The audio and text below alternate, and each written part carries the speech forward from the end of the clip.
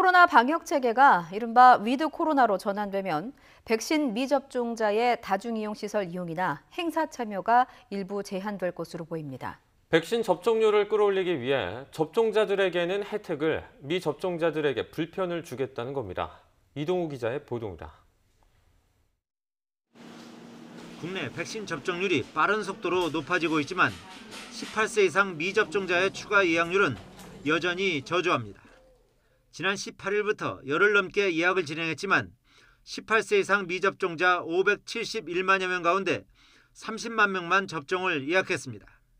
540만여 명은 여러 이유로 접종을 회피하고 있는 것입니다.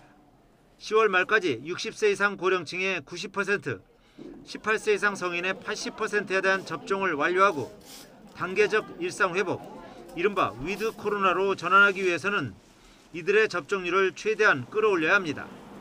정부는 이를 위해 독일이나 프랑스 등이 접종 완료자나 완치자에게 사적 모임 규제 등을 완화해주는 이른바 백신 패스 제도 도입을 적극 검토하고 있습니다.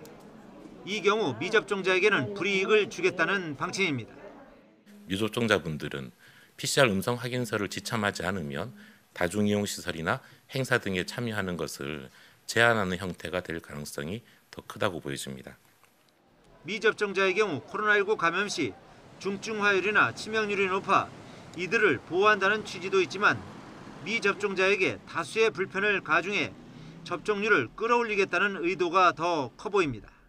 실제로 최근 2달 동안 코로나19 확진자의 93%가 미접종자이며 위중증 환자와 사망자의 대부분도 접종을 완료하지 않은 사람들입니다.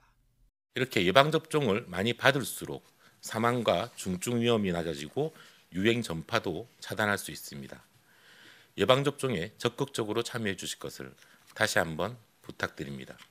다만 접종 기회가 아예 없었던 저연령층이나 학생층에 대해서는 백신 패스의 제한 조치에서 예외로 한다는 방침입니다. 백신 패스의 유효 기간은 최소 6개월 정도 될 것으로 예상됩니다. 정부는 외국 사례를 분석하고 의학적 타당성 등을 검증하는 등 향후 논의를 통해 백신 패스의 효력 범위를 어떻게 할 것인지 결정할 예정이라고 밝혔습니다. YTN 이동우입니다.